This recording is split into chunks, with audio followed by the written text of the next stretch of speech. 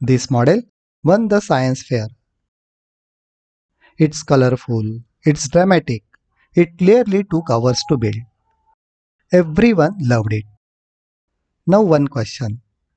After building it, what did the student actually understand about how a real volcano works? About pressure, molten rock, the crust giving way? Often, almost nothing. Beautiful and effective are not the same word. Today, we learn to tell them apart.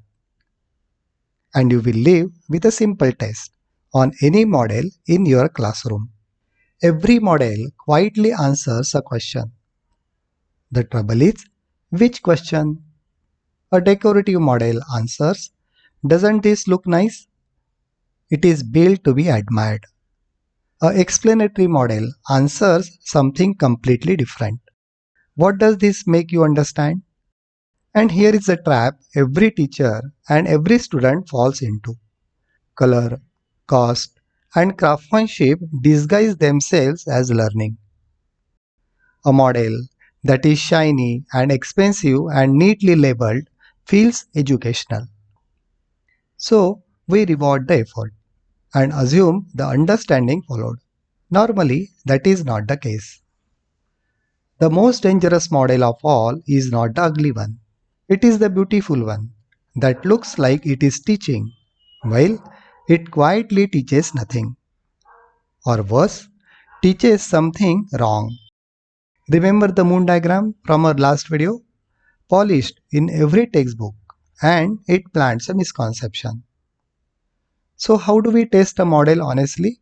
We stop trusting our eyes and we ask it a fixed set of questions. Let us look at the 7 qualities of a good model. First, and above all others, purpose. What is the one idea this is built to make thinkable? If you cannot answer that in a single sentence, everything else is a decoration. Purpose is the master test. The other 6 only matter in service of it. Function. Does it do anything? Does it move, change, or respond?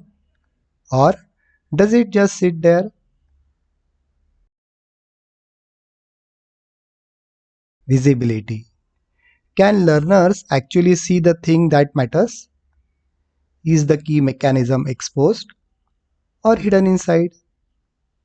Manipulation. Can a learner operate it? Change something and watch what happens? Simplicity. Has everything that is not the point been stripped away? Clutter hides the idea. Accuracy. Is the idea it teaches actually correct?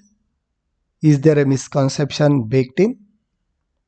And finally, scale. Where scale matters, is it honest? And where it doesn't, is it sensibly ignored? Let us run the test for real. Our learning goal: how does breathing actually work? 2 models, same concept. On the left, the model most schools are proud of. A beautiful anatomical torso. Run the test. Purpose: it shows what lungs look like and where they sit. Function: none. Nothing moves. You cannot do anything with it. For the goal, how does the breathing work? It explains, well, nothing. It answers a different question. What do lungs look like? And answers that one very well, but not ours. On the right, a bottle and 2 balloons that cost almost nothing. Pull the rubber sheet, the diaphragm downwards. The space inside the bottle grows. The pressure drops and air pushes in through the straw. The balloons inflate. Let go and it falls back out. Run the test. Purpose crystal clear.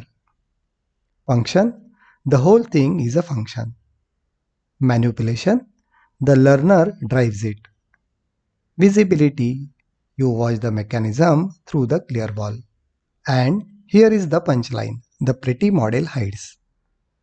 Lungs don't suck air in. The diaphragm changes the volume. That changes the pressure. And the outside air gets pushed in. That cause and effect chain is the entire concept. And the only ugly bottle can show it. Now it is your turn. And we have chosen the set deliberately. So the discussion goes something useful. In front of you are 6 models. Some are clearly decorative, some clearly explanatory, and at least one will start an argument. That argument is the learning. Score each one. Then place it on the line from decoration to explanation. Let us be fair. This is not ugly, good, pretty, bad. Aesthetics are not enemy. A model can be a clear and attractive, and bit of a care invites students in. The failure is only when decoration replaces explanation. When the color is doing the work the concept should be doing. And the worst case, again, is the polished model that cements a wrong idea. Because now the misconception looks authoritative. So, we are not throwing away beautiful models. We are refusing to let beauty stand in for understanding. Pretty is welcome after the model earns its purpose. So, here is the shift. Stop asking a model, "Are you nice?" Start asking it, "What do you make a learner understand?" And lead with purpose every time. Do that, and cheap bottle beats an expensive torso for teaching breathing every single time. Now we know an effective model when we see one. But effective comes in different shapes. Some models show structure, some show a process, and some you interact with. Next, we will map the whole family of physical models and see how one concept can be built many different ways.